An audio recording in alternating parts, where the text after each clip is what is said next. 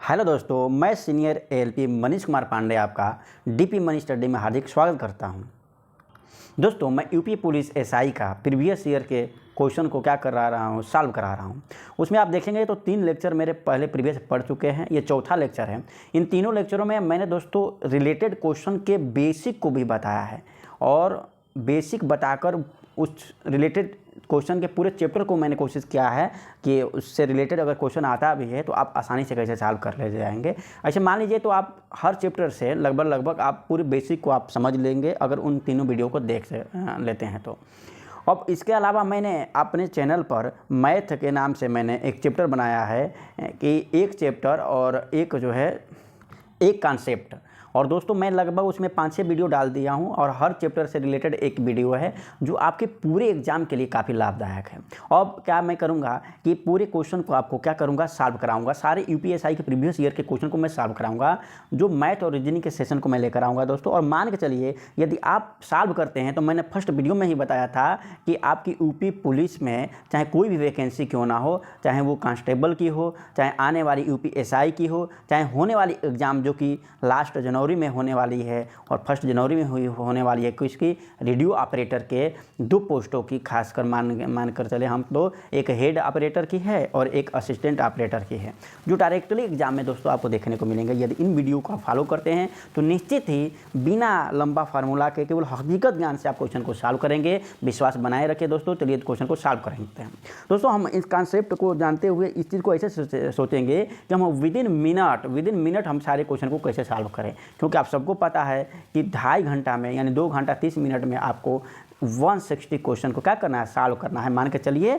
तो 1 मिनट से भी कम समय में आपको क्वेश्चन को सॉल्व करना है। तो हम विदिन मिनट कैसे उस क्वेश्चन को टैकल करेंगे, कैसे सॉल्व करेंगे, ये हम रणनीति कैसा बनाएंगे, ये रणनीति हम जानेंगे इन वीडियो में। चलिए दोस्तों शुरू करते हैं। हाँ दोस्तों, यदि यह एग्जाम में आपके क्वेश्चन आ जाएगा तो हम क्या करेंगे, तो इस क्वेश्चन को सबसे पहले कॉपी में कैसे लिखेंगे, तो सर्वप्रथम इस पोर्शन को हम कॉपी पर लिखेंगे। और आप सभी को पता है कि हम इसमें बदमाश के रूल का फॉलो करते हैं। आप सभी को पता है कि इसका बदमाश का रूल, क्या कहता है कि सबसे पहले ब्रैकेट वाला हल करते हैं, फिर ऑफ यानी का वाला, फिर डिवीजन वाला, फिर मल्टीप्लिकेशन वाला, फिर एडिशन का, फिर सब्ट्रैक्शन का। इस रूल को फॉलो करते हैं। लेकिन 1-2 पॉइंट आप ये भी समझ लीजिए कि जहाँ भी डिवाइड दिखे, जहाँ भी ये क्या नाम भगा दिखे, वो समझ लीजिएगा वो डिवीजन या बटा समझ लीजिएगा कि वो बटा का ही रूप है।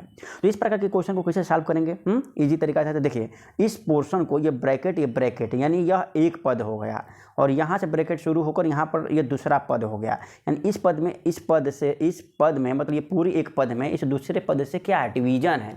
तो हम क्या करेंगे दोस्तों, अब हम करेंगे क्या कि इस टोटल को हम कॉपी पर लिखेंगे, ये टोटल, और जो डिवीजन है इस डिवीजन को हम बटा मान लेंगे। क्या मान लेंगे, बटा मान लेंगे। और कॉपी में हम क्या नोट करेंगे, ये, और इसको हम सीधे कॉपी में पूरा नहीं उतारेंगे बल्कि सीधे ब्रैकेट मानेंगे। देखिए ये सीधे इस पोर्शन को क्या मानेंगे, ये भगा नहीं मानेंगे कि ये बटा के नीचे है। क्या मानेंगे कि बटा के नीचे है। अब ये बटा के नीचे है दोस्तों और स्क्वायर है, इसका मतलब क्या, ये स्क्वायर जो है इस कोष्टक का स्क्वायर है, इसका मतलब इसका भी स्क्वायर है, इसका भी स्क्वायर है और इसका भी स्क्वायर है।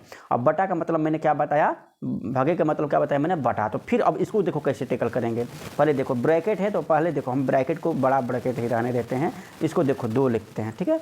अब इसको देखो इस 2 का इस सभी में क्या है, गुणा है। तो यहाँ पर देखो डायरेक्ट 2 को यहाँ पर हम गुणा लिख दे रहे हैं और ये देखो ये रूट हमारा कहाँ तक है, यहीं तक है।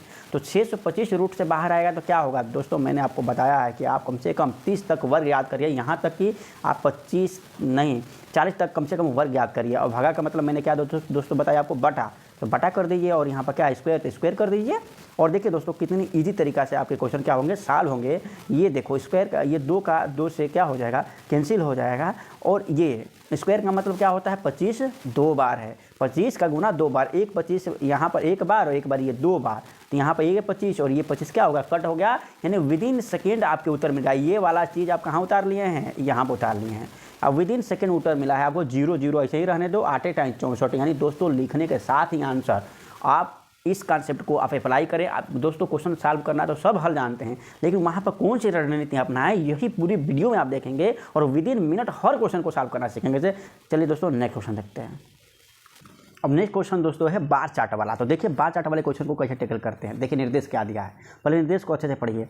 निम्नलिखित बार चार्ट और दिए गए डेटा का अध्ययन करें और प्रश्नों का उत्तर दें। चलिए ठीक है। वर्ष 2006 से 2009 तक टी शर्ट बेचने वाले 3 अलग अलग कंपनियों की बिक्री दी गई है। ये है 2006, 2007, 2008 और 2009 तक टी शर्ट बेचने वाले अलग अलग 3 कंपनियों को दिया गया, 1 2 3, यानी 2006 में ये कितना टी शर्ट बेचती है, ये सारा चीज़ डिटेल, और ये 3 कंपनियों को दिया गया। और यहाँ ब्रैकेट में यहाँ देखो, अब क्वेश्चन आगे ये पूछा, क्वेश्चन पूछने से पहले यहाँ देखो, यहाँ सिंपल में दिखाया है कि ब्लू कलर वाला है वो कंपनी यक्स है, तो ये ब्लू कलर वाला ये कंपनी यक्स है।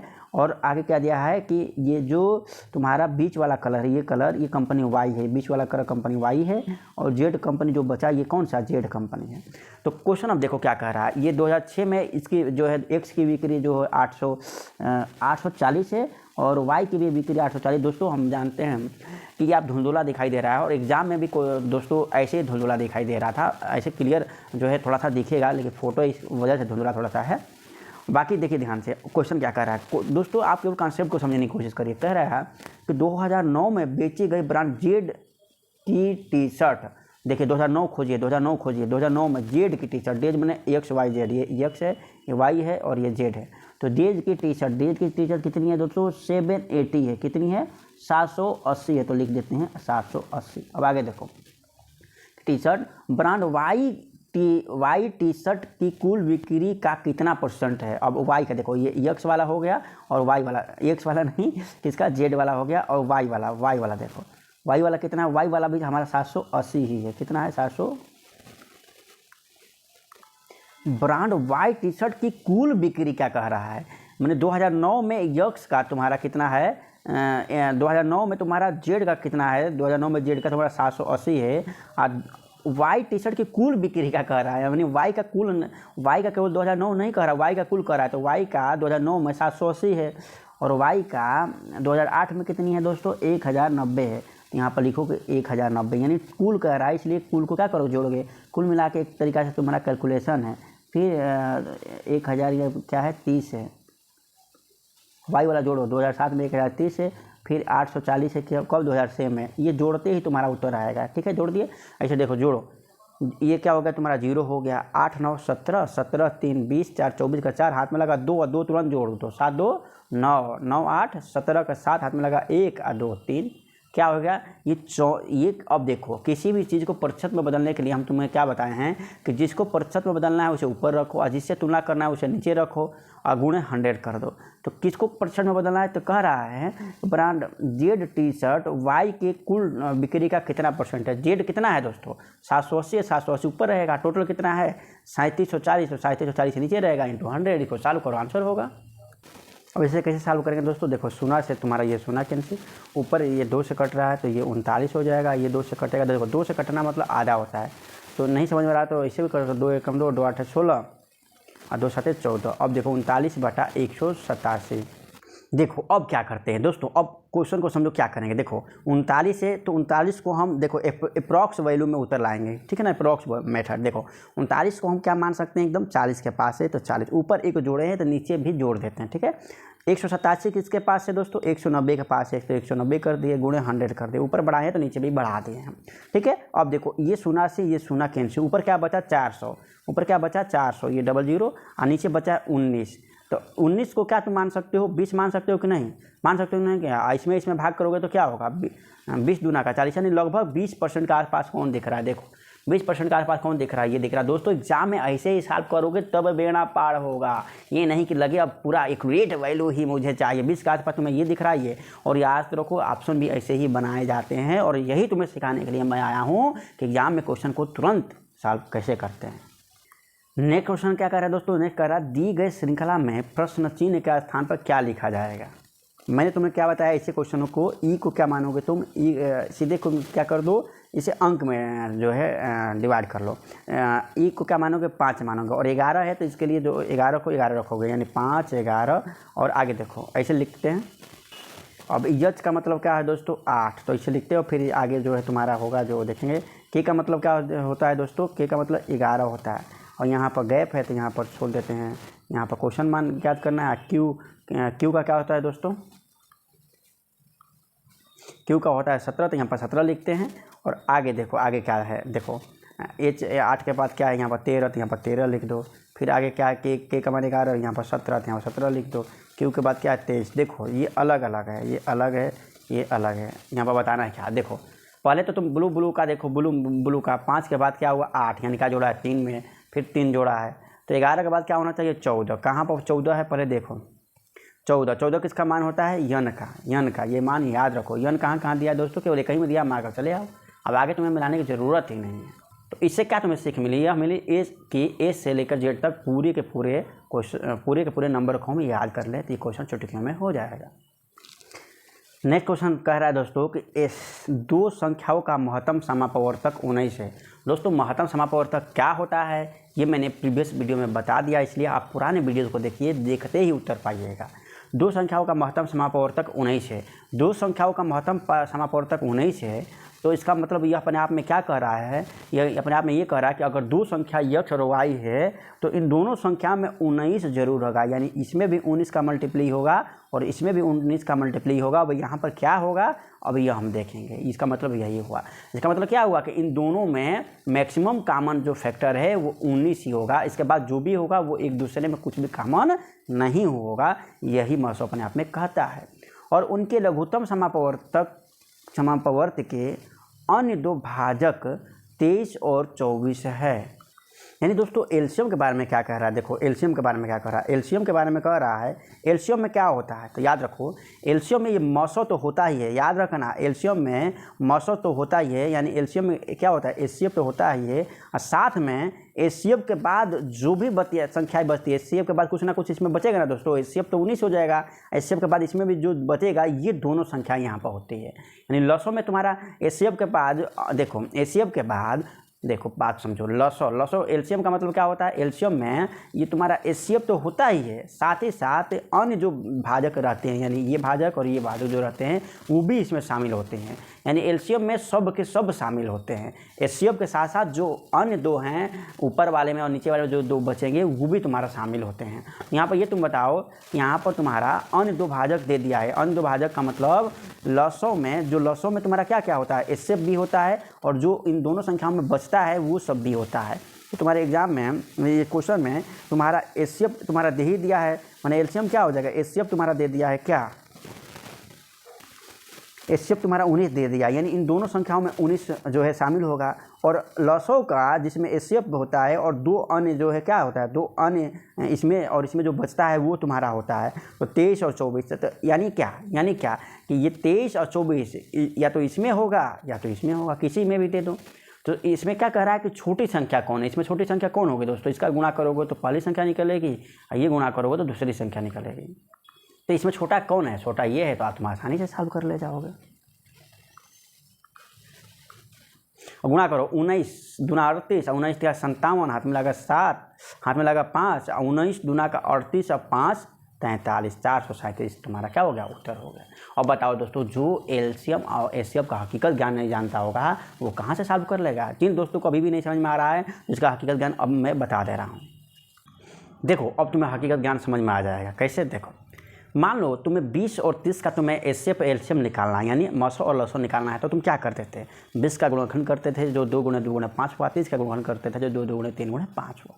अब तुम्हें मसो निकालना रहता था, हाईएस्ट एचसीएफ निकालना रहता था, मतलब होता है हाईएस्ट कॉमन फैक्टर, यानी ऐसी संख्या जो इन दोनों को क्या करते, ऐसी बड़ी से बड़ी संख्या जो इन दोनों को पूर्णतः विभाजित कर दे। तो एचसीएफ क्या होता है, ऐसी बड़ी से बड़ी संख्या होती है जो दी हुई संख्याओं को पूर्णतः विभाजित कर देता है। इसका मतलब इससे बड़ा कोई ऐसी संख्या नहीं है जो सबको यानी दी हुई संख्याओं को विभाजित कर दे, ये हमारा एचसीएफ होता है। एलसीएम क्या होता है, तो एलसीएम कहता है कि एलसीएम का मतलब होता है कि दी हुई जो एलसीएम होता है उसमें दी हुई संख्याओं से भाग करने पर वो एलसीएम पूर्णतः विभाजित हो जाता है, यानी उल्टा बात चलता है। लेकिन एलसीएम में छोटा से छोटा संख्या कहता है, यानी एलसीएम कहता है कि वह छोटा से छोटा संख्या, एलसीएम वह छोटा से छोटा संख्या होता है जिसमें दी हुई संख्याओं से अगर भाग करते हैं तो पूर्णतः विभाजित हो जाता है। यानी इससे छोटा संख्या ऐसा कोई भी नहीं होगा एलसीएम से जिसमें भाग करने पर इन दोनों दी हुई संख्याओं से भाग करने पर पूर्णतः कट जाए। और एचसीएफ जो होता है वो बड़ी से बड़ी संख्या होता है जिससे मैंने एचसीएफ से इनमें भाग करने पर ये कट जाता है पूर्णतया, मैंने हाईएस्ट कॉमन फैक्टर होता है, इससे बड़ा कोई नहीं होता। अब देखो, अब ये हकीकत ज्ञान ये हुआ। और दूसरा क्या होता है लिखित रूप में कि दोनों का हम हाईएस्ट कॉमन फैक्टर निकालते हैं तो देखते हैं क्या क्या मिल रहा है। तो इसमें क्या मिल रहा है, पहले 2 मिल रहा है तो हमने 2 लिखा, फिर इधर 5 मिल रहा है तो हमने 5 मिला, और कुछ मिल रहा है दोस्तों और कोई भी नहीं मिल रहा है। तो हमारा एचसीएफ क्या निकल गया, 2 गुणे 5 निकल गया। लेकिन लॉसो निकालते समय, एलसीएम निकालते समय हमें क्या करते थे पहले बचपन में, ये करते थे कि जो तुम्हारा 2 गुणे 5 यानी जो एचसीएफ है वो तो रहेगा ही रहेगा, माने ये भी होगा, यानी इसमें जो एचसीएफ है यानी 2 गुणे 5 ये और ये हमारा चीज़ तो रहेगा ही रहेगा, माने एलसीएम एचसीएफ तो रहेगा ही रहेगा। साथ में जो नहीं है यानी पहली संख्या में एचसीएफ एलसीएफ के अलावा क्या क्या और नहीं है, इसमें 2 नहीं है, 2 नहीं है तो उसको भी यहाँ पर हम लिखते हैं। और दूसरी संख्या में क्या, इसमें ऐसा भाजक 3 था, यह भी जो है हम इसको भी इस एलसीएम में लिखते हैं, यानी एलसीएम में एचसीएफ तो लिखते हैं, साथ में बची हुई जो भाजक है उनको भी शामिल कर लेते हैं। पहली संख्या का यह भाजक 2 हुआ और दूसरी संख्या का भाजक हमारा 3 हुआ। वैसे दोस्तों क्वेश्चन समझो, ये हकीकत ज्ञान है, इसीलिए मैं हकीकत ज्ञान की बात करता हूँ, क्योंकि बिना हकीकत ज्ञान जाने कुछ नहीं हो सकता है। अब ये जानते हो तो देखो, अब क्वेश्चन को कैसे सॉल्व कर लोगे। कह रहा है कि 2 संख्याओं का महत्ता समापवर्तक 19 है, यानी यह क्या कह रहा है, ये कह रहा है ये अपने आप में कि 2 संख्या x और y होगी तो इसका मतलब इसमें भी 19 होगा और इसमें भी 19 होगा, यह कह रहा है। और आगे देखो, आगे क्या कर रहा है, कह रहा है और उनके लघुत्तम समापवर्तक के अन्य 2 भाजक, मान अन्य 2 भाजक का मतलब ये 19वां को छोड़ के, ये कह रहा है कि एलसीएम में जो 19वां है इसे छोड़ के अन्य 2 भाजक, यानी अन्य 2 भाजक यानी यही 2 और 3 जो हम कह रहे हैं वो 23 और 24 हैं, तो उनमें से 2 संख्याएं ज्ञात करें। अब पढ़ने वाला हकीकत ज्ञान जो हमसे पढ़ा है वो तो जानता है भैया कि एचसीएफ का मतलब होता है इन दोनों में जो है एक्स में भी 19 है, वाई में भी 19 है और साथ में कुछ ना कुछ और है। अब वो और किस में रहता है, लसों में रहता है। तो लसों के बारे में कह रहा है कि इनके अलावा अन्य 2 भाजक, माने इनके अलावा एचसीएफ के अलावा, माने लसों में एलसीएम में एचसीएफ तो होता है, उसके अलावा 2 अन्य भाजक 23 और 24 है, यानी इसमें 23 और इसमें क्या है 24 है, या तो इसमें 23 कर दो या इसमें 24 है, इसमें 23, कोई भी अलग अलग 2 भाजक को दे दो। तो फिर कह रहा है उनमें से छोटी संख्या कौन होगी, कौन है छोटी संख्या, यही ना है जी, ये छोटी संख्या होगी, ये बड़ी संख्या हो गई, तुरंत जो है सॉल्व हो गया। यानी हकीकत ज्ञान से पढ़ना ही तुम्हें सिलेक्शन दिलाएगा, कितना भी फार्मूला पढ़ लो कोई सिलेक्शन नहीं हो पाएगा जब तक तुम हकीकत ज्ञान नहीं जानते। तो दोस्तों हमारी वीडियो में केवल आपको हकीकत ज्ञान जानने को मिलेंगे, जो बिना फार्मूला को बात के द्वारा तुरंत ही आप सॉल्व कर ले जाओगे। दोस्तों विश्वास नहीं होता है तो ऐसे ही वीडियो में बने रहो, शुरू से अंत तक देखो, फिर आप विश्वास कर ले जाओगे और सिलेक्शन भी पा जाओगे। दोस्तों अब वो समय नहीं रहा कि आप क्वेश्चन को फार्मूला रट कर जाएं और क्वेश्चन सॉल्व कर ले जाएं। आप यदि हकीकत ज्ञान जानते हैं तो हमें तो लगता है कि बिना कॉपी पेन उठाए भी सॉल्व कर ले जाते हैं। मेरे साथ जुड़िए दोस्तों और इस हकीकत ज्ञान से क्वेश्चन को सॉल्व करना सीखिए।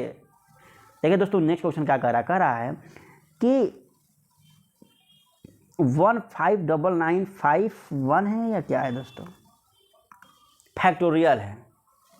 दोस्तों ये नंबर सिस्टम से क्वेश्चन है और मैं नंबर सिस्टम आपको पढ़ाऊंगा, लेकिन साथ ही में ये क्वेश्चन आया है तो देख लीजिए क्या कह रहा है। कह रहा है कि फैक्टोरियल 15,995 में, ये फैक्टोरियल 15,995 में शून्यों की संख्या ज्ञात करिए। दोस्तों शून्य का मतलब क्या होता है, एक शून्य की अगर पावर देखिए तो 10 बना देता है, और यह 10 किससे मिलकर बना रहता है दोस्तों, 2 और 5 से मिलकर बना रहता है। यानी कहीं भी 2 देखिए और 5 देखिए तो वह संयुक्त जोड़ा ही तुम्हें 10 के रूप में दिखाई देगा, 10 बनाएगा। और दोस्तों किसी भी संख्याओं में अगर देखा जाए, जैसे फैक्टोरियल का मतलब क्या होता है, जैसे फैक्टोरियल 2 का मतलब क्या होता है, फैक्टोरियल 2 का मतलब होता है 2 गुणे 1, माने गुना करते हुए घटते क्रम में चले जाओ 1 तक आ जाओ। जैसे फैक्टोरियल 4 का मतलब क्या होता है, 4 का मतलब होता है 4 गुणे 3 गुणे 2 गुणे 1।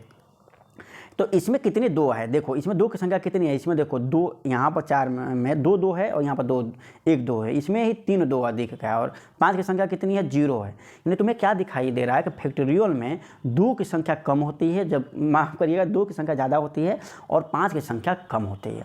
और किसी भी फैक्टोरियल में हम 2 की संख्या कितनी होगी या 5 की संख्या कितनी होगी यह ज्ञात कैसे करते हैं ये जानेंगे। लेकिन सर्वप्रथम ये ज्ञात कर लो कि ये जान लो कि तुम्हारा 2 और 5 कौन सबसे कम होगा, तो 5 जो होगा सबसे कम होगा। तो जितना 5 होगा उतना ही शून्य होगा, क्योंकि 2 की संख्या तो ऑलरेडी बहुत सारा है, और जितनी 5 होगा वही तो शून्य बनाएगा जाके, 2 में 5 दूना 10। ठीक है दोस्तों, यानी अगर हम दूसरी तरीका से हम ये बात कर ले कुल मिला के कि अगर हम इन फैक्टोरियल 15,995 में हम केवल 5 की संख्या इसमें कितनी है ये जान ले तो हमारा काम आसानी से बन सकता है, शून्य की संख्या उतना हमारा ज्ञात हो सकता है। जितनी 5 रहेगा उतना शून्य होगा, क्योंकि 2 की संख्या तो ऑलरेडी बहुत सारा है, तुम्हारा 5 से भी ज़्यादा मिलेगा। तो किसी भी फैक्टोरियल में कोई भी संख्या कितनी बार आया है यह ज्ञात करने के लिए हम लोग रिपीटेड डिवीजन, तो फैक्टोरियल 5995 में 5 की संख्या गुणन खंड के रूप में कितना होगा यह ज्ञात करने के लिए हम रिपीटेड डिवीजन करते हैं। तो क्या करेंगे, इसमें 5 से भाग, तो करो भाग, तो 5 आई 15, यहाँ 9 उतरेगा, 5 कने 5, 5 9 45, फिर 4 आएगा, फिर 5 9 45, हमारा है समझ से 31,99 होगा। फिर 5 से क्या करेंगे इसमें डिवीजन, तो देखो 5 का 30, 19 होगा, 15 आई 15, फिर 49 होगा, 5 9 45। दोस्तों सेसफल आएगा ना, तुम्हें सेसफल से कोई मतलब नहीं है, केवल डिवीजन करो और जितनी बार जाए वो यहाँ पर लिखा करो। देखो 5 एकन है 5, 13 होगा, 5 दूना का 10, फिर क्या होगा तुम्हारा 5 9 का 39 होगा, फिर 5 7 35, क्या करेंगे फिर 5 से भाग करेंगे, 5 दूना का 10, तुम्हारा क्या होगा 27, यानी 5 25, फिर हम क्या करेंगे 5 से भाग, फिर 5 25, फिर 5 से भाग, क्योंकि 5 से अभी और एक बार जाएगा, 5 एकन है 5। तो तुम्हारा फैक्टोरियल 5995 में 5 की संख्या कितनी होगी अगर यह ज्ञात करना है, तो तुम क्या करो फर्स्ट वाला को छोड़ दो, बाकी सबको एडिशन कर दो, इसका इन सब में क्या कर दो एडिशन कर दो, और जो तुम्हारा योगफल आएगा उतने ही इसमें 5 की संख्या को डिनोट करेगा।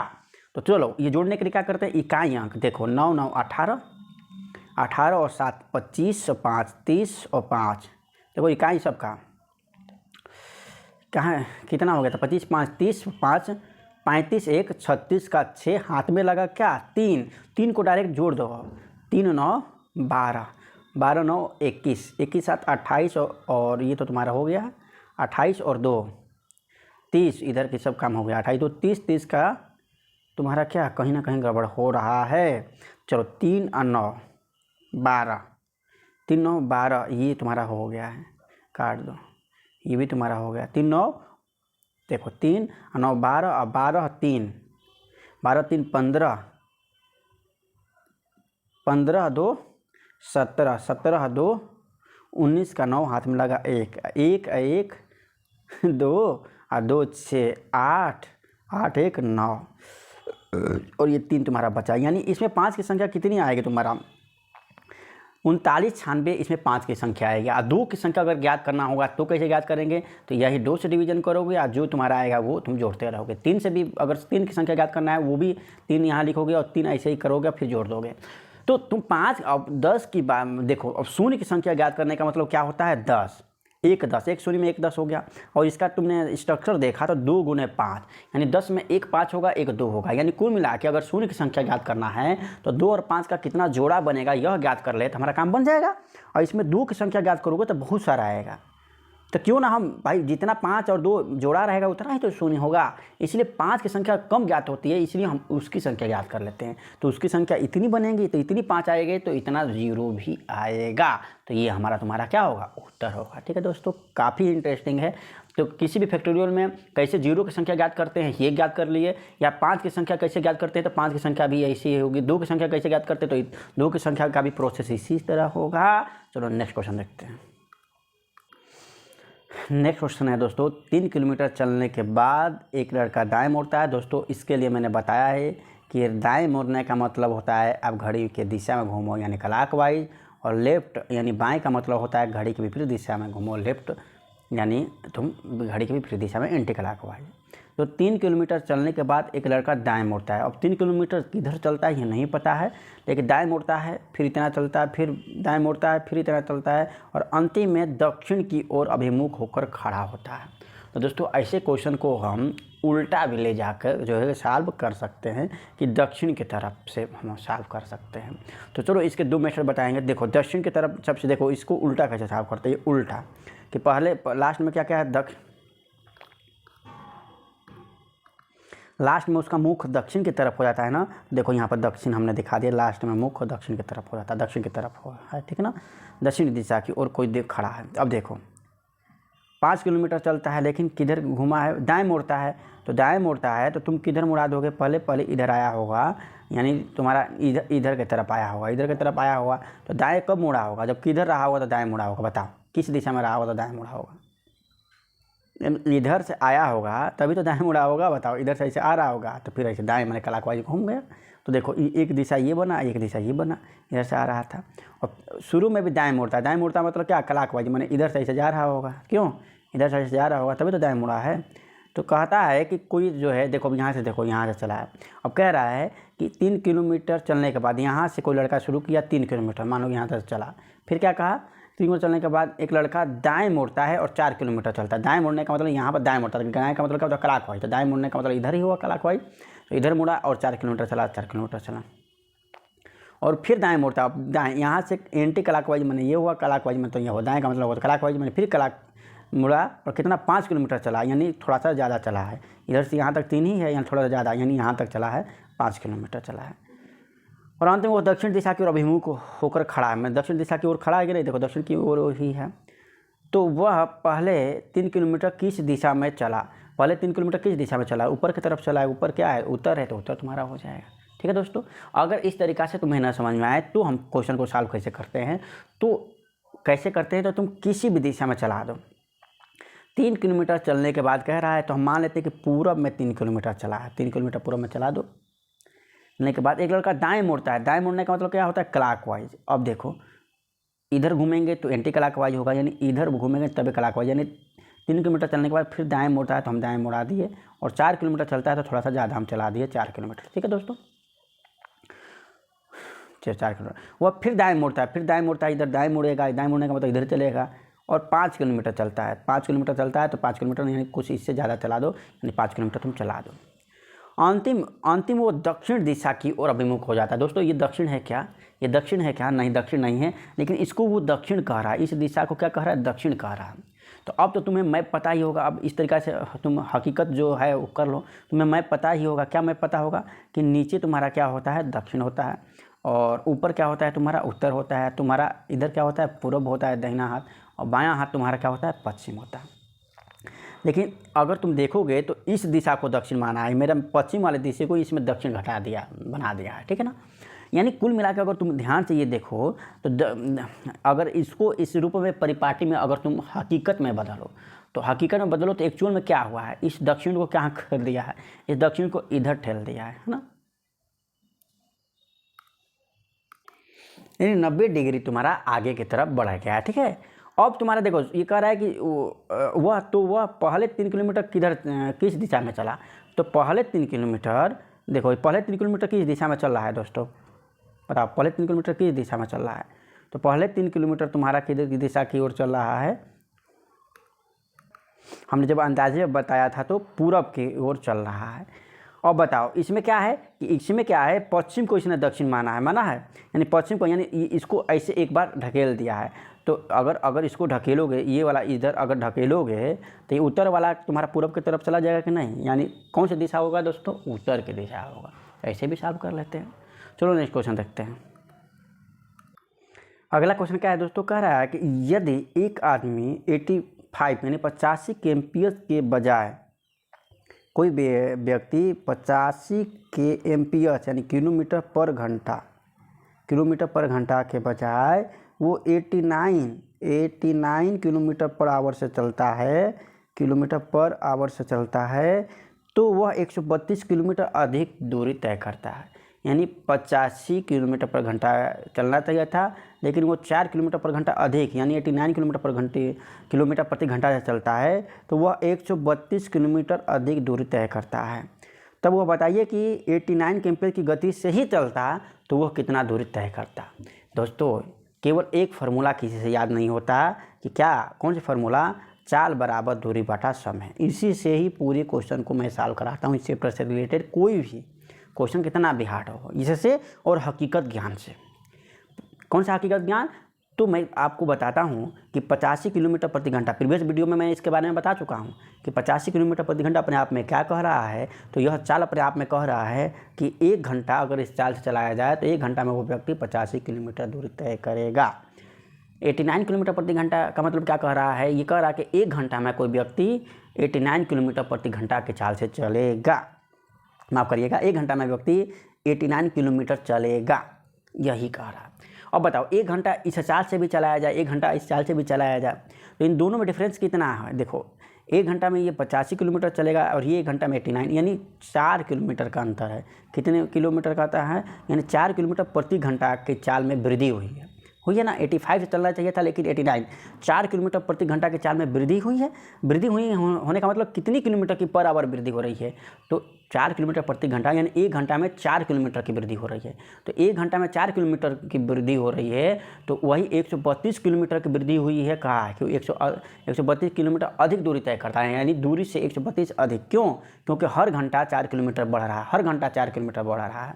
आप हर घंटा 4 किलोमीटर बढ़ रहा है तो कितना समय लगा होगा? अगर हम समय को ज्ञात कर लें तो 132, यानी दूरी, देखो समय कैसे ज्ञात होता है, चाल बराबर दूरी बटा समय, या उल्टे ऐसे समझो, चाल बराबर दूरी बटा समय, यानी दूरी बटा समय तुम्हारा, देखो समय बराबर चाल बराबर दूरी बटा समय, तो समय इससे गुना होगा, चाल इससे में क्या होगा, भाग होगा, तो ऐसे तुम्हारे ऐसे भाग होगा। या ऐसे समझो कि हर घंटा में 4 किलोमीटर बढ़ रहा है, तो कितने घंटा में 132 किलोमीटर बढ़ेगा? तो भाई भाग करेंगे तभी तो पता चलेगा। तो भाग करो तो क्या होगा, 4 तिहाई 12, 4 तिहाई 12, यानी 33 घंटा में तुम्हारा ये बढ़ा है। यानी वह निश्चित समय क्या है, 33 घंटा है। यानी अगर वह दूरी तय करना है 85 km के पर आवर से, अगर वह दूरी तय करता है तो 33 घंटे में आराम से पहुंच जाता है, लेकिन 89 km से चल देता है, जिसके वजह से हर घंटे में 4 किलोमीटर की क्या होती है, वृद्धि होती है। और गुणा करोगे तो तुम्हारा 132 किलोमीटर की टोटल वृद्धि आ जाएगी। लेकिन तुम्हारा ये पता चल गया कि वो समय क्या है, तुम्हारा 33 घंटा तुम्हें समय निकल गया। समय क्या निकल गया, 33 घंटा। अब आगे क्या कह रहा है, तो 89 km से ही यदि चलता तो टोटल दूरी कितनी तय करता। देखो ये समय दे दिया और चाल 89 दे दिया, तो क्या यहाँ से दूरी नहीं निकल जाएगी? दूरी बराबर क्या होगा, चाल गुना समय। या बिना फार्मूला से देखो, पर घंटा 89 किलोमीटर पर घंटा चलता है, तो 33 घंटा में कितना घंटा चलेगा? 1 घंटा में 89 किलोमीटर, तो 33 घंटा में कितना? ऐसे भी तुम हकीकत ज्ञान से गुना के रूप में ज्ञात कर लोगे। और दोस्तों गुना करना है, हमारे जैसे लड़के अब गुना करने की बात आती तो क्या करते, तो इस 33 को क्या समझते, 33 को समझते 11 × 3, और सीधे इसमें 3 से गुना कर देते बिना सोचे। 3 × 27 का 7, हाथ में लगा 2, और 3 × 8 24, 2 26, क्या करते, ये गुणा कर देते। क्या आ जाता तुम्हारा 267। मतलब 33 89 देखते ही वो 3 से गुणा करते, 3 × 27, 3 × 8 24, 2 26, ये करते। अब 11 से गुणा करने का नियम क्या है, तो इसको सीधे लिख दो, 7 को साथ ही रहने दो, और नेक्स्ट टर्म क्या करो, इसका जोड़ करो 7 और 2 क्या हो जाएगा तुम्हारा 13, 13 का क्या होगा तुम्हारा 3, हाथ में लगा 1 ऐसे ही रहने दो, और 2 और 4 क्या होगा तुम्हारा 6, और 6 3 तुम्हारा क्या 9, अंत में क्या बचा तुम्हारा 2, तो 2 को इसे तुम लिख दो। यानी तुम्हारा 2 9 3 7 कहाँ आया, 2 9 3 7 यहाँ आया, ये तुम्हारा ना उत्तर होगा। दोस्तों आपको ये सब स्ट्रेटेजी सीखना ही होगा, तभी जाकर आप कम समय में ज़्यादा क्वेश्चन को कर पाओ। नेक्स्ट क्वेश्चन है दोस्तों, 57 111 0 152 को 9 से विभाजित करने पर शेषफल क्या ज्ञात होगा। आप दोस्तों 9 से कटने का नियम क्या जानते हैं? 9 से विभाजित होने का नियम होता है कि, और 3 से विभाजित होने का नियम होता है, इन सभी डिजिट को जोड़ दो, और जोड़ने के बाद जो योगफल प्राप्त हो, अगर वो 3 से कट जाए तो इस दी हुई संख्या भी 3 से कटेगी, या वो योगफल 9 से कट जाए तो दी हुई संख्या भी 9 से कट जाएगी। तो इसे कह रहा है 9 से विभाजित करने पर क्या शेषफल आएगा। तो आप क्या करेंगे, सबको जोड़ेंगे, फिर देखेंगे कि क्या शेषफल आया। लेकिन जो हकीकत ज्ञान जानता है वो ऐसा नहीं करता। वो क्या करता है, तो देखो क्या करता है, ये जोड़ता 5 7 12, 12 1 13 14 15, 15 1 16, 16 9 से कटेगा नहीं, और 2 तुम्हें मिल जाता तो तुम्हारा काम बन जाता था। 16, इस 5 में से 2 इसको ले लो, तो 16 2 18, यानी ये संख्या, ये 2 इसमें ले लियो, 5 में से बचा क्या 3, यानी ये संख्या 18, 2 9 18, यानी संख्या तुम्हारा कट जाएगी। अब बचा क्या तुम्हारा, ये 5 नहीं बचेगा, 3 और 2 बचा, यानी तुम केवल 32 में तुम 9 से भाग करो, और जो तुम्हारा शेष आएगा वही तुम्हारा आंसर होगा। नहीं विश्वास होता है तो देखो 29 27, क्या शेष पर बचा 5। पढ़ने वाले बच्चे दोस्तों इस हकीकत ज्ञान का प्रयोग करके सट में तुरंत विदिन मिनट क्वेश्चन को सॉल्व करेंगे। इसलिए दोस्तों आपको हकीकत ज्ञान जानना, कितनी बार मैं बताऊं, बहुत तेज होने से आपको नौकरी नहीं मिलेगी। हकीकत ज्ञान और प्रैक्टिस, और साथ में हमें सोचने से तुम्हें सिलेक्शन दिलाना मतलब मिलेगी। चलो दोस्तों नेक्स्ट क्वेश्चन देखते हैं। नेक्स्ट क्वेश्चन है दोस्तों कि नीचे दी गई प्रश्न में एक कथन है जिसके बाद 1 2 संख्यांतिक 2 तर्क दिए गए हैं। आपको निर्णय लेना है कि कौन सा तर्क प्रबल है और कौन सा दुर्बल है। मैंने कौन सा, दोनों तर्क सही हो सकता है दोस्तों, कौन प्रबल कौन दुर्बल है ये तर्क लेना है। देखो इस हिसाब से ऑप्शन भी दिया है, ऑप्शन जो दिया है उस हिसाब से तुम देखते रहना, केवल मैं क्वेश्चन को सॉल्व कराता हूँ, कौन प्रबल कौन दुर्बल। क्वेश्चन है दोस्तों, क्या सरकार को कला पर पैसा खर्च करना चाहिए? देखते। हाँ, समाज में हर कोई कला की सराहना करता है। दोस्तों जब क्वेश्चन में कहने लगे आल, या कहने लगे कि नेवर, या कहने लगे वनली, तो इस पर तो भाई सोचने वाली बात आता है कि वनली मतलब केवल, नेवर यानी कभी नहीं, आल मतलब सभी।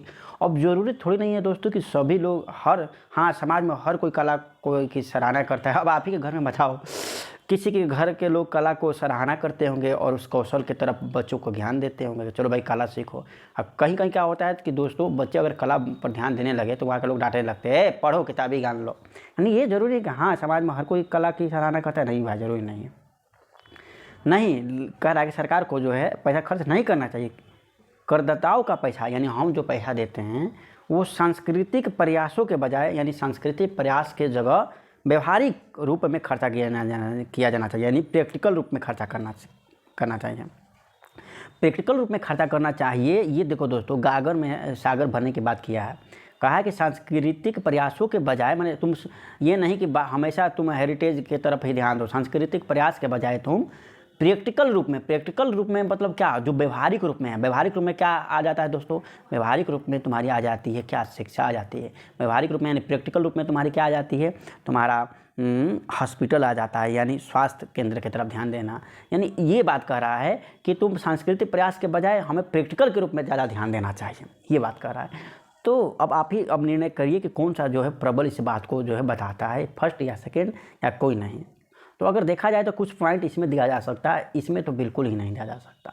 यानी तुम्हारा देखो, यदि केवल 2 प्रबल है तो चलो तुम ये मार सकते हो, ठीक है दोस्तों। चलो दोस्तों, नहीं तो अगर ये नहीं तुम्हें लगता है तो कुछ अन्य को मारो, लेकिन जो तुम्हारा यूपी पुलिस बोर्ड ने इसी को जो है स्वीकार किया। चलो नेक्स्ट क्वेश्चन देखते हैं।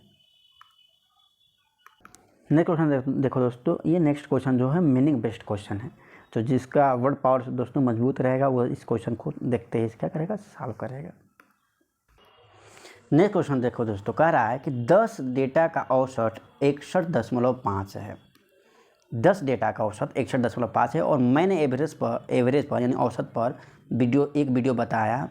वो एक वीडियो को आप देखिए, पूरे औसत से रिलेटेड सारे क्वेश्चन को सॉल्व कर लेंगे, और दूसरे वीडियो में मैंने उससे रिलेटेड क्वेश्चन को सॉल्व कराया है।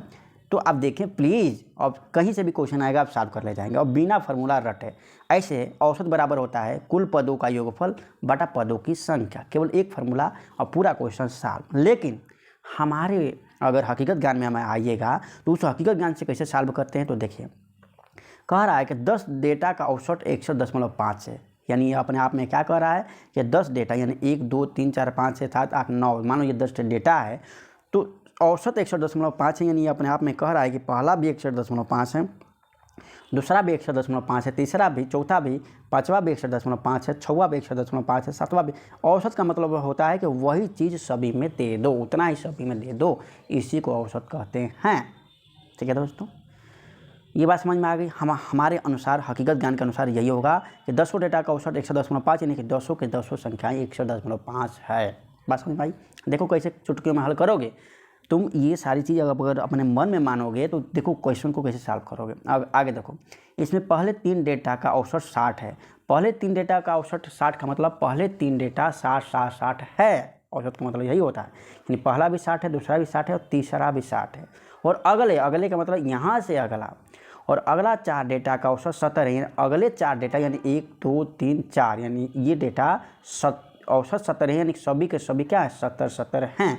यही तो एक मेरा कॉन्सेप्ट है कि औसत का मतलब उतना ही सभी में बांट दो। यही एक कॉन्सेप्ट से क्वेश्चन को इजी तरीका से हल करोगे। अब आगे देखो, ये सब क्वेश्चन कह रहा है, आगे देखो, यदि 8वां डेटा 9वें डेटे से, देखो कह रहा है कि ये 8वां डेटा 9वें डेटे से 10 कम है और 10वें डेटा से भी 4 कम है। और का मतलब दोस्तों जब लगा दिया और, तो समझ लेना इसके बारे में चर्चा हो रहा है। यहाँ पर जो लगा दिया तो क्या, जस्ट बगल वाले के बारे में बात कर रहा है, याद रखना ये सब बताए हैं। तो 8वां डेटा 9वें डेटा से 10 कम है, तो देखो 8वां को हम मान लिए यक्स। 8वां को क्या मान लिया हमने, यक्स। देखो कलर हम जो है इसका जो है चेंज नहीं किए थे, चेंज कर लेते हैं। 8वां को हमने क्या मान लिया, यक्स। 8वां को हमने मान लिया यक्स। ठीक है दोस्तों, 8वां को हमने मान लिया यक्स। तो 8वां जो है 9वां डेटा से 10 कम है, यानी 9वां कितना होगा कि इससे 10 कम है, तो इसका उल्टा कर दो। 9 मान लो x + 10 होगा, तो इससे 10 कम, इससे 10 कम 8 है, यानी इसमें से 10 कम का मतलब 10 घटाओगे तो क्या होगा, 10 से 10 कट जाएगा, x ही तो होगा।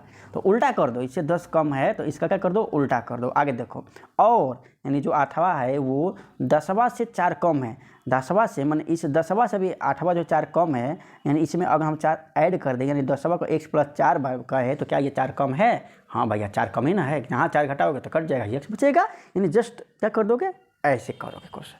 अब तुम्हारा यह क्वेश्चन अपने आप में ये कह रहा है, ये सारा क्वेश्चन है जो मैंने 3 ग्राफ बनाया है, ये सारे क्वेश्चन हैं जो अपने आप में कह रहा है। इन सारी बातों को तुम्हें दिमाग में ही समझ लेना चाहिए। और कैसे समझोगे, जब प्रैक्टिस करोगे तब समझोगे, यानी बिना फार्मूला का क्वेश्चन कैसे सॉल्व करते हैं हकीकत ज्ञान से। यही तो मेरा है दोस्तों प्लान कि आप सबको बताएं कि कैसे भारी भरकम ट्रिक के अलावा हम केवल हकीकत ज्ञान से क्वेश्चन को सॉल्व करते हैं। तो और क्या कर रहा है, तो 8वां डेटा ज्ञात करिए, यानी x का मान पूछ रहा है। दोस्तों देखो, अब बात को समझो दोस्तों। औसत में वृद्धि कमी किस पर निर्भर करती है? तो देखो, औसत का मतलब क्या होता है कि कहीं से भी तुम्हारा एक्स्ट्रा दिख रहा है, उस एक्स्ट्रा को सभी को बराबर में बांट दो, और सब में बराबर में बांटने के बाद जो आएगा किसी एक पर्सन का, वही औसत है। औसत का केवल एक यही मतलब होता है कि भिन्न भिन्न संख्याएं दी हुई हैं तो उन सबको समेटो और सभी में बराबर बराबर बांट दो, जो बराबर आएगा वही औसत है। अब देखो, यहाँ पर 110.5 था, लेकिन क्या हो जा रहा है, 60 हो जा रहा है। इसका मतलब क्या तुम्हें समझ में आ रहा है? इसका मतलब ये हो रहा है, यहाँ पर हमारा 110.5 है, लेकिन हो क्या जा रहा है, 60। यानी हमारे यहाँ पर अगर ध्यान से देखो तो 1.5 रुपये यानी 1.5 हमारा सेव हो रहा है, यानी प्लस में चल रहा है। 1.5 हमें अभी किसी को देना है, इसका मतलब क्यों, क्योंकि 110.5 होना चाहिए, लेकिन ये 60 ही कह रहा है कि 60 ही है, यानी 1.5 हमारा सेविंग में है। यहाँ भी 1.5 हमारा सेविंग में है, और कहाँ तक, यहाँ भी हमारा 1.5 सेविंग में है, क्योंकि सभी 1.5 है। तो 1.5 कितनी बार सेविंग में है दोस्तों? 3 बार सेविंग है, मैंने 3 बार सेविंग हमें मिल गई 1.5 को प्लस में दोस्तों। अब देखो इसमें क्या है, ये 110.5 से 70 हो जाता है, यानी यहाँ पर मामला कुछ गड़बड़ है। कितने का गड़बड़ है? तो देखो 61 से 70 9 और 10.5 यानी 50 पैसा, यानी 8 रुपया 50 पैसा, यानी मैंने देखो कलर मैंने क्या कर लिया, चेंज कर लिया, यानी 8 रुपया 50 पैसे का हमारा क्या हो रहा है, कमी हो रहा है। यानी 8 रुपया 50 रुपया अधिक ले लिया है, यानी 8.50 हमें कहीं से देना पड़ेगा। इसमें भी 8.50, इसमें भी 8.50, इसमें भी 8.50, इसमें भी 8.50, यानी कुल कितना इसमें यहाँ पर होगा, यहाँ पर माइनस में होगा, यानी -8.5 कितना, 4 थे। और सौ क्या 4 थे, 8.5 क्या यहाँ पर कमी कर रहा है, यहाँ पर तो वृद्धि हो रहा है, यहाँ पर क्या हो रहा है, कमी कर रहा है। अब आगे देखो, ये दोस्तों जो फिगर बनाकर मैं दिखा रहा हूँ, यदि आपको हकीकत ज्ञान होता तो आप डायरेक्ट मन में ही कैसे कर लेते, मैं ये भी बताऊंगा कि डायरेक्ट आप इस चीज़ को लिखते अगर हकीकत ज्ञान होता। तो हकीकत ज्ञान आपको नहीं है, इसलिए फिगर बना रहा हूँ, यानी आप केवल फिगर को केवल समझने के लिए समझिए, वहाँ पर तो डायरेक्ट करेंगे, कैसे करेंगे वो मैं आपको बताऊँगा। तो ये तुम्हारा जो है यहाँ से बचत हो रहा था, यहाँ से क्या हो रहा है, कमी हो रहा है। देखो ये पॉजिटिव और ये तुम्हारा नेगेटिव, ठीक है। आगे देखो, यहाँ तक तुम्हारा हो गया, यहाँ तक तो तुम्हारा ये तुम्हारा 110.5 ही है, ठीक है ना, ये 110.5 ही है, और ये तुम्हारा 110.5 ही है, ठीक है ना दोस्तों, ये तीनों 110.5 ही है। अब देखो, अब आगे दोस्तों, यानी ये हमारा औसत में हमारा इतना हमारा सेविंग में हो रहा था, इतना हमारा क्या हो रहा है, ये सेविंग में नहीं बल्कि हम माइनस में जा रहे हैं, रेडी बन रहे हैं, यानी लोन में जा रहे हैं ये, यानी हमारा ये सारा सिस्टम जो है बना। अब देखो, अब इसका मान क्या होगा, अब यहाँ से लेकर यहाँ तक हमारा काम बन गया, यानी 8वां 9वां 10वां क्या है, तो यक्स के रूप में है, इसमें क्या डिफरेंसेस है ये हमें नहीं मिल पाएंगे, लेकिन हमें यहाँ तक सॉल्व हो गया। क्या हो गया कि कितना वृद्धि या कितना कमी हुआ, तो पहले देख लेते, ये देखो कितना हो रहा है, 3 5 45, एक अंक बाद दशमलव माइनस, देखो 4 5 से 20 का 0 हाथ में लगा 2 और 4 8 32, 2 34, यहाँ दशमलव लगा दिए, यानी दोस्तों देखो ये तुम्हारा 34.0 है और ये तुम्हारा 4.5 है। कैसे इसे घटाते हैं, पहले देखो 0.5 का मतलब आधा होता है, ये बात याद रखना। अब देखो माइनस है तो पहले तो तुम माइनस का चिन्ह लगा दो, क्योंकि बड़ी संख्या का चिन्ह हो जाएगा। पहले 34 में इसमें से ये घटेगा नहीं, इसमें से ये घटेगा, चिन्ह भले माइनस का रहेगा।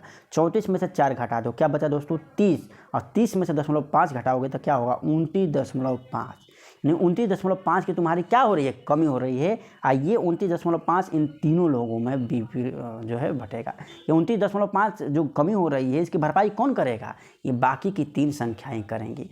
बाकी की 3 संख्याएँ टोटल कितनी है, तो टोटल हमारी कितनी है, तो हमें तो लगता है कि 100.5 100.5 100.5 इतनी होनी चाहिए, लेकिन इसमें इतना क्या होगा, ये भरपाई कर रहा है यानी इतना कम होगा। कम होगा, क्यों कम होगा, क्योंकि इसमें भरपाई हो रहा है। यही तो बात आपको समझना है। यानी 100.5 1.5 कितनी बार है, 3 बार है, तो 3 गुणे 100.5 तुम करोगे, यही जो है इसका भरपाई करेगा। तो कुल संख्या तुम्हारी तीनों के लिए कितनी बची, इन तीनों के लिए कितनी संख्या बची, 3 गुणे 100.5 बची।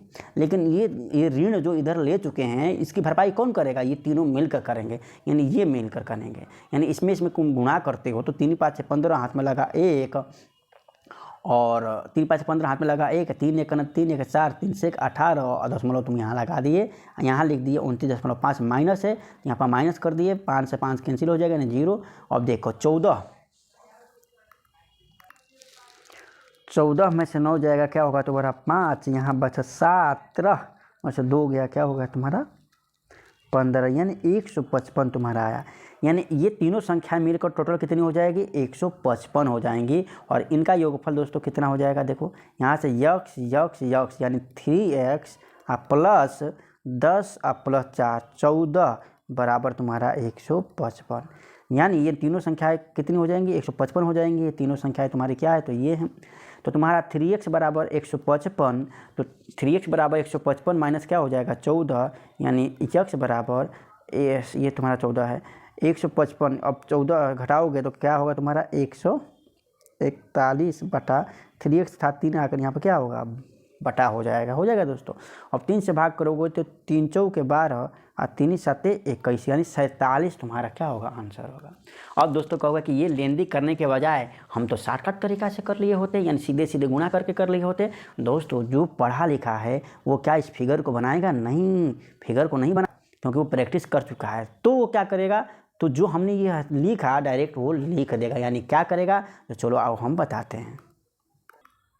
दोस्तों हमें तो ये इसलिए बताना पड़ा ताकि आप सभी उस वीडियोज़ को नहीं देखे हैं।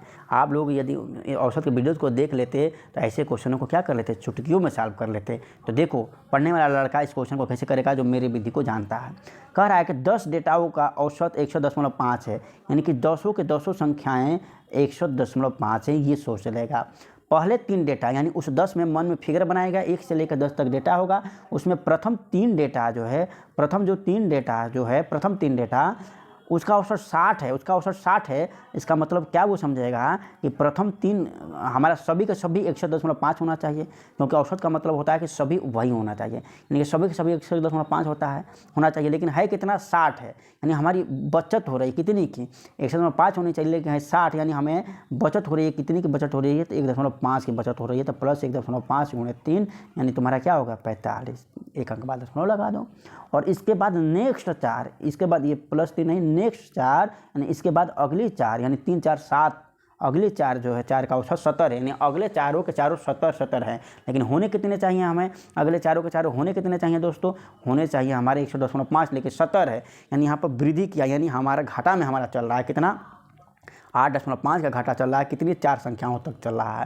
तो इसमें गुणा करने पर क्या होगा, तो 4 5 से 20 का 0 दशमलव यहाँ पे एक अंक बाद लगेगा, 4 8 32 2 34, यानी 34.0 का क्या होगा घाटा होगा। यहाँ पर तो पॉजिटिव हो रहा है, यहाँ पर क्या हो रहा है घाटा हो रहा है। और अगले 8वां डेटा 9वां डेटा से 10 कम है, तो यानी 9वां डेटा क्या होगा, यहीं पर वो क्या करेगा 9वें डेटा को मान लेगा और 8वां डेटा को मान लेगा क्या यहीं पर ऊपर ही मान लेगा, 8वां डेटा को मान लेगा यक्स, और कहेगा कि 9वां डेटा, देखो यहाँ लिख देगा 8वां डेटा 9वां डेटा, यहाँ 10वां डेटा लिख देगा, ठीक है दोस्तों। और यहाँ तो तुम्हें पता है कि 1 से लेकर 7 तक हो गया है, यानी 8वां डेटा को वो यक्स मान लेगा। और कह रहा है कि 8वां जो है 9वां से 10 कम है, यानी ये इसको 10 अधिक कर दो। देखो ये 9वां से 10 कम है तो है, और 10वां से मानी यह 8वां 10वां से 4 कम है, यानी इसको क्या कर दो 4 अधिक कर दो, यानी 1 प्लस 4 कर दो।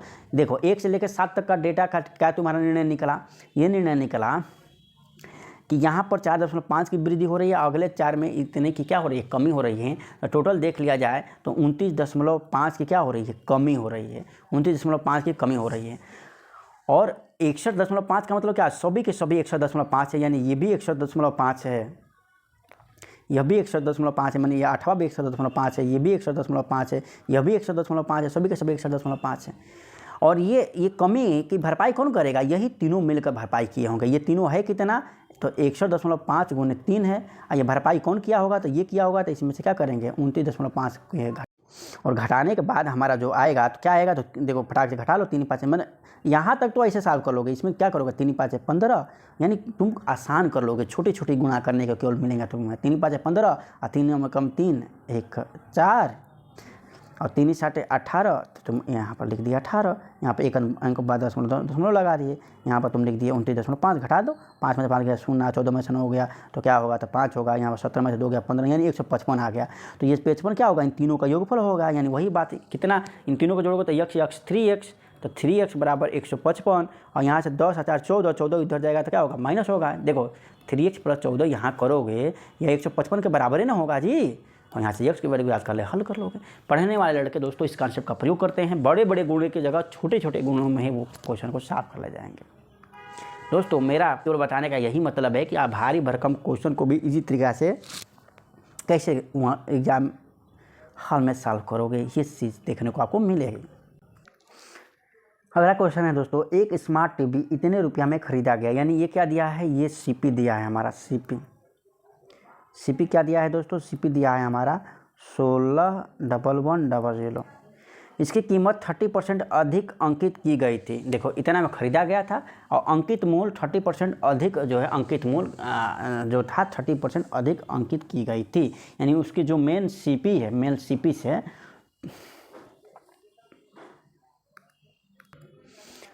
दोस्तों बात समझो, बात ये समझना है कि कोई भी जैसे तुम सामान खरीदते हो तो उसमें 3 टर्म को याद करना। एक तुम उसमें सीपी याद करना कि सीपी क्या होता है, ये चीज़ याद करना। और दूसरा अंकित मूल्य, अंकित मूल्य का मतलब होता है, अंकित मूल्य मतलब होता है दोस्तों मार्क प्राइस। जो प्राइस तुम्हें लिखा गया रहता है किसी भी सामान को खरीदते हो तो उसे मार्क प्राइस कहते हैं, MP यानी मार्क प्राइस तो मान लो। और एक होता है तुम्हारा SP यहाँ मतलब सेलिंग प्राइस, जिस पर तुम बेचते हो। अब देखो CP मतलब होता है कास्ट प्राइस, जिस पर तुम खरीदते हो। MP यानी मार्क प्राइस यानी अंकित मूल्य होता है। SP माने सेलिंग प्राइस तुम्हारा होता है। दोस्तों अपनी छोटी कॉपी में ये पॉइंट्स लिख लेना और यह लिख लेना कि हमेशा लाभ और हानि, हमेशा लाभ हानि CP पर निकालते हैं। लाभ हानि हमेशा याद रखना, लाभ हानि प्रतिशत या लाभ हानि का कैलकुलेशन CP से ही कैलकुलेट करते हैं। CP और SP के मिलाकर ही लाभ हानि निकलती है, लेकिन प्रतिशत CP से हम निकालते हैं लाभ हानि। और छूट हमेशा अंकित मूल्य पर दी जाती है। ये कॉपी में लिख लेना, इस अंकित मूल्य पर ही छूट दी जाती है। छूट हमारा अंकित मूल्य पर ही दी जाती है। अंकित मूल्य में से छूट निकाल दोगे तो जो निकालोगे वो तुम्हारा सेलिंग प्राइस होगा। बात को समझो, बात को क्यों नहीं समझते हो यार। एक ही चीज़ को तुम्हें बार बार कैसे तुम्हारे मर्ज करके मार्केटिंग की जाती है, इस बात को समझो। एक्चुअल में हकीकत होता क्या है कि जो तुम्हारी CP है,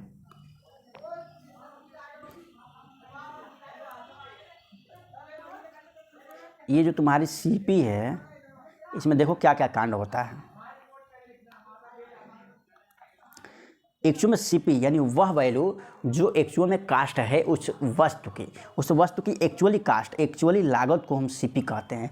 और जो लागत लगी है उतने में ही बेच दोगे तो तुम्हें कोई फ़ायदा होगा नहीं, मार्केटिंग का कोई फ़ायदा नहीं होगा। अब देखो, अब हम दुकानदार में क्या होता है, दुकानदार के लोग क्या करते हैं कि जो फिक्स प्राइस होता है उस पर छूट भी देते हैं। और बताओ जितना कास्ट प्राइस है अगर वही तुम्हें अंकित कर दे, same to same cost price ही अंकित कर दें, तो क्या तुम वो अगर बेचने वाला दुकानदार उसी मार्केट प्राइस पर दे देगा, यानी जो तुम्हारा लागत लगा है वही अंकित कर देगा, तो क्या उससे कोई फ़ायदा होगा? नहीं ना, जीरो फ़ायदा होगा, कोई फ़ायदा नहीं होगा। तो वो क्या करता है, और तुम्हें दुकानदारी में क्या, तुम्हें लुभाने के लिए वो क्या कहते हैं 20% छूट है, 30% छूट है। यानी करते क्या है एक्चुअल में, वो एक्चुअल में करते क्या हैं कि अगर किसी सामान को बनाने में अगर उसे 10 रुपया लगा है, ठीक है, तो अगर वो सीधे 12 रुपये में बेच देता था तो उसे 2 रुपये की क्या हो जाती, सीधे 12 रुपये का बेच देता था, उसे 2 रुपये की लाभ हो जाती। लेकिन होता क्या है, वो 12 रुपये में न बेच कर क्या कहता है कि उस वस्तु की प्राइस अंकित कर देता है 14 रुपया। क्या अंकित कर देता है 14 रुपया, और कह देता है कि इस पर 10% की छूट है। और 10% की छूट है, यानी प्राइस यानी पहले एक्चुअल में 12 रुपया बेचता तो 2 रुपया का लाभ होता, लेकिन कह देता कि 14 रुपया है मार्केट प्राइस, उसमें 14 रुपया तुम्हें मार्क कर देता है और कहता है कि 14 रुपया की वस्तु है और 10% की छूट देता है। तो अगर 14 का तुम 10% निकालते हो तो क्या आता है 1.4, यानी 1 रुपया 40 पैसा आता है। यानी 14 में से 1 रुपया 40 पैसा अगर तुम घटाओगे, 14 रुपया में से 1 रुपया 40 पैसा अगर तुम घटाओगे तो तुम्हारा होगा 12 रुपया 60 पैसा। यानी एक्चुअल में अब तुम कितने में खरीदोगे, 12 रुपया 60 पैसा में उस चीज़ को खरीदोगे। समझो गुणांगणित। सीधे सीधे अगर वो इस अंकित मूल्य को नहीं सीधे सीधे 2 रुपया अधिक करके बेचता तो 2 रुपया का फ़ायदा कमाता, लेकिन तुम्हें लुभाने के लिए कहता है कि मार्केट प्राइस 14 रुपया है और 10% की छूट है, और तुम्हारा ध्यान 10% की छूट पर दे आता है, 10% की छूट, 10% की छूट, और 10% की छूट देकर आते हो और उसे कितना रुपया देकर आते हो, 12 रुपया 60 पैसा। यानी यहाँ तो 2 रुपये का लाभ हुआ, यहाँ पर तो उसे 2 रुपया 60 पैसा का लाभ हो गया। यानी तुम छूट के पीछे नहीं जाना यार, छूट के पीछे जाओगे तो हमेशा फंसोगे। खैर कुल मिला के इससे तुम्हें क्या समझ में आई कि सीपी में कुछ पैसा बढ़ा दिया जाता है, बढ़ाने के बाद हमें दर्ज किया जाता है क्या, अंकित मूल्य, और उस अंकित मूल्य पर छूट फूट देकर हमारा क्या ज्ञात होता है, एसपी।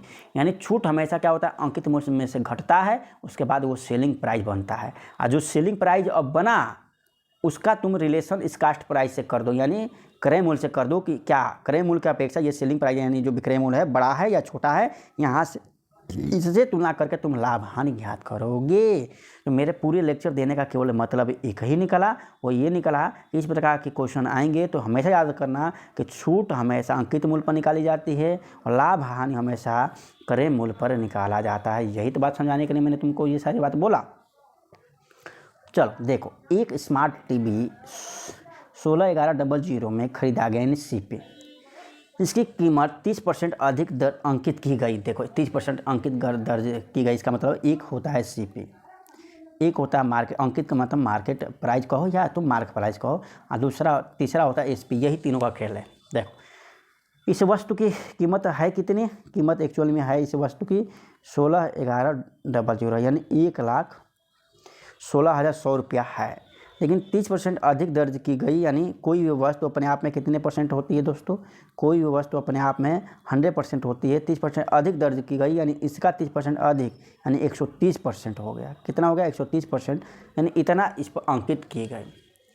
अब आगे देखो, अंकित की गई, इसमें अंकित की गई, इस पर कितने % देखो इस अंकित मूल्य पर 20% के छूट पर बेचा गया, इस पर 20% की छूट दी गई। तो स्मार्ट टीवी पर लाभ प्रतिशत ज्ञात करिए, लाभ प्रतिशत पूछा है। देखो दोस्तों कैसे टेढ़ा मेढ़ा क्वेश्चन है और कैसे तुम इजी तरीका से सॉल्व कर ले जाओगे अगर हमारी विधि समझ लिए होगे तो। पहले तो तुम एमपी निकालिए, ये तुम्हारा एमपी हुआ। कैसे, देखो ये सुना कटा और 13 से तुम गुणा करोगे उत्तर पाओगे। कैसे 13 से गुणा करोगे, तो देखो ये तुम्हारा 0, 13 × 13 का 3, 13 × 13 1 14 हाथ में लगा, फिर 1 13 से 78, 78 1 79 हाथ में लगा, 7 और 13 एकम 13 और 7 क्या हो गया तुम्हारा 20, यानी तुम्हारा 20 94 30, ये तुम्हारा क्या हो गया एमपी हो गया। ठीक है ना, इस सबको भूल जाओ और ये नया नंबर याद करो 20 94 30। अब देखो अब आगे क्या कह रहा है कि इसे 20% की छूट दी गई, यानी इस पर हमेशा छूट किस पर दी जाती है, अंकित % पर, इस पर 20% की छूट दी गई। तो तुम लाभ हानि ज्ञात करो। लाभ हानि तभी ना ज्ञात करोगे जब एसपी पता होगा, और तुम्हें एक ही फार्मूला याद नहीं होता, कौन, वैल्यू अपान किसका इनटू चार्ज। ये वैल्यू हमारा किसका है, अंकित मूल्य का है। अंकित मूल्य है कितना, 20 94 30 है अंकित मूल्य। और ये वैल्यू किसका है हमारा, ये वैल्यू हमारा अंकित मूल्य का है। अब अंकित मूल्य अपने आप में 100% हो जाएगा, यानी वैल्यू किसका है 100% का है। इस पर 20% की छूट दी गई तो एसपी तुम्हारा बचेगा कितना, 80% बचेगा। हमें चाहिए क्या, हमें एसपी चाहिए यानी 80% चाहिए, यानी तुम इसकी वैल्यू याद करो। ये देखो 00 से 1 0 कैंसिल, 1 0 कैंसिल, तुम्हारा एसपी क्या होगा दोस्तों, इसमें गुणा करोगे जो आएगा वही तुम्हारा क्या होगा एसपी होगा। तो गुणा करो 8 से गुणा करोगे तो क्या होगा, 3 का 24 का 4 हाथ में लगा 2 और 2 के 32 32 2 34, फिर हाथ में लगा 3 8 9 72 3 75 हाथ में लगा 7 7 ऐसे लिखेगा 8 दूना 16। ये तुम्हारा क्या हो गया, तुम्हारा एसपी हो गया। और ये तुम्हारा सीपी है, तो सीपी घटा दोगे, देखो 1 6 1 1 0 घटाओगे तो देखो यहाँ से 16 16 ऐसा ही कैंसिल हो गया। अब देखो यहाँ पर क्या बचेगा दोस्तों, 4 4, यहाँ भी 4, यहाँ पर क्या बचेगा 7 में से गया 6। ये तुम्हारा हो गया सीपी। इसको ये तुम्हारा क्या हो गया 6,444 तुम्हारा क्या हो गया, तुम्हारा लाभ हो गया। इतना का लाभ हो रहा है। लाभ को परसेंट में बदलना है तो लाभ बटा CP, लाभ बटा CP क्या है तुम्हारा 16,11,00 इंटू 100, यही तुम्हारा क्या होगा उत्तर होगा। 0 से 0, 0 से 0, इससे इसे गुणा करोगे तो अब कैसे गुणा करोगे, देखो ऊपर 4 है और नीचे 1 है, तो किससे गुणा करेंगे तो 4 आएगा। तो इसमें किससे गुणा करें तो 4 से गुणा करें, तो 4 से गुणा करोगे 4 1 4, 4 1 4, 16 चौका 64, हाँ भैया 4 से, तो 4 तुम्हारा क्या हो जाएगा, यहाँ पर 4% तुम्हारा लाभ हो जाएगा। दोस्तों अगर यह आप कॉन्सेप्ट जानते हो कि लाभ हानि हमेशा CP पर निकलता है और तुम्हारे अंकित मूल्य पर तुम्हारा हमेशा छूट निकलता है, तो इस क्वेश्चन को इसी तरीक़ा से आप सॉल्व कर ले जाओगे। केवल यहाँ पे कैलकुलेशन करना है, एक यहाँ और यहाँ, यानी 3 कैलकुलेशन में तुम्हारा उत्तर आ जाएगा। 20 सेकंड यहाँ दो, 20 सेकंड यहाँ दो, 20 सेकंड यहाँ दो, 1 मिनट में उत्तर पाओ। और कैलकुलेशन कैसे स्ट्रांग होगा दोस्तों, 1 से लेकर 30 तक पहाड़ा याद करो, या हो सके तो 1 से 30 तक पहाड़ा, 40 तक वर्ग और घन 20 तक या 15 तक याद करो और क्वेश्चन को इसी तरीक़ा से गुणा करके याद करो। नेक्स्ट क्वेश्चन है दोस्तों कथन और निष्कर्ष वाला। कह रहा है कथन कि ABC एक कंपनी है जिसमें वर्तमान में कोई रिक्त पद है, उस वर्तमान रिक्त पद के लिए इलेक्ट्रिकल इंजीनियर आवेदन कर सकते हैं। यानी जो इलेक्ट्रिकल इंजीनियर है वो ABC में कोई हमारा पद निकला हुआ है, कोई पद निकला है, इस पद में इलेक्ट्रिकल इंजीनियरिंग वाले जो है अप्लाई कर सकते हैं। आगे देखो निष्कर्ष क्या कर रहा है, मनु जो एक इलेक्ट्रिकल इंजीनियर है ABC कंपनी में पद के लिए आवेदन कर सकता है। हाँ भैया कर सकता है, क्योंकि इलेक्ट्रिकल इंजीनियरिंग वालों के लिए ही निकला है। आगे देखो इस पद के लिए केवल इलेक्ट्रिकल इंजीनियर ही आवेदन कर सकता है। दोस्तों केवल बात अभी मैंने बताया, केवल आ जाए तो वहाँ पर सोचो, केवल इलेक्ट्रिकल इंजीनियरिंग वाला ही कर सकता है केवल। इसमें ऐसा तो नहीं लिखा है, इसमें लिखा है ABC कंपनी में वर्तमान पदों के लिए इलेक्ट्रिकल इंजीनियरिंग आवेदन कर सकते हैं। इसका मतलब ये हुआ कि कोई इलेक्ट्रिकल इंजीनियरिंग आवेदन कर सकते हैं। इसको क्या कैन कहा, मैं भी कहा है, तो इसका मतलब केवल इसमें कहीं से कथन से ये केवल वाला जो है आंसर तुम्हें निकल रहा है कि केवल इलेक्ट्रिकल इंजीनियरिंग ही करेंगे। नहीं दोस्तों, ये तो हमें प्रबल अनुसरण नहीं दिख रहा है, इसलिए केवल एक जो है प्रबल अनुसरण कर रहा है, इसलिए एक को मैं मार के चला आऊँगा। चलो नेक्स्ट क्वेश्चन देखते हैं क्या कहता है।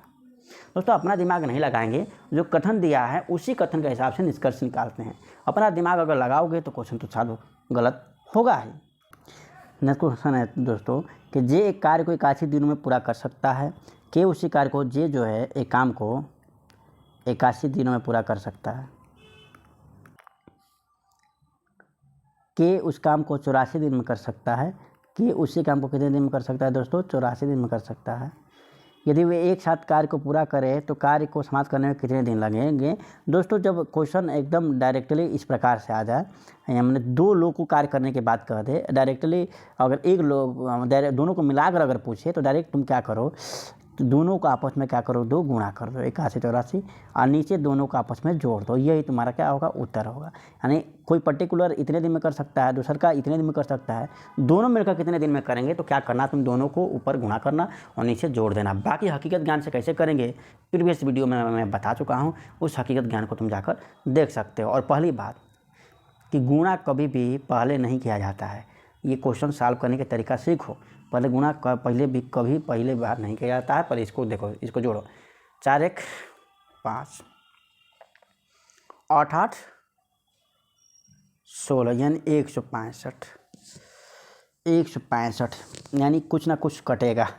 देखो कैसे 6 1 7 5 12, ये भी 3 से कटेगा और ये भी 3 से कटेगा, तो 3 से कटाने के बाद क्या होगा, तो देखो क्या होगा, यहाँ पर 3 से कटाओगे तो 27 3 81, ये इसीलिए 27 का 30 तक पहाड़ा याद करने के लिए तुम्हें कहे। और 3 5 से 15 और 3 5 से 15, 55 नीचे आया। अब देखो जिसके नीचे 55 होगा सभी के नीचे 55 है, यानी सही के रूप में लिखा है।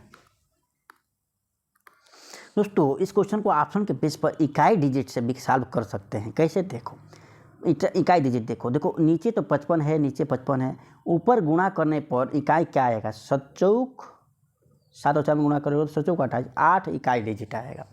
इसमें देखा जाए इकाई डिजिट क्या है, ये सही है। देखो ये है 43 सही, ये देखो ये सही लिखा है, ये इसने ये लिखा है 43 सही 13/55, तो इकाई तो इसके लिए क्या है, देखो ये समझो, ये लिखा है 43 सही 13/55, तो इसका ऊपर इकाई डिजिट क्या होगा, कैसे ज्ञात करोगे, 5 में 3 से गुणा करो, 15 और 3। हाँ यार, यहाँ भी इकाई ऊपर 8 ही आ गया, यानी तुम्हें अब तो मजबूरी में गुणा करना ही पड़ेगा, यानी इसमें गुणा करो, सही के रूप में बदल दो, तुम्हारा क्या हो जाएगा, उत्तर देखने को मिल जाएगा। नेक्स्ट क्वेश्चन देखते हैं।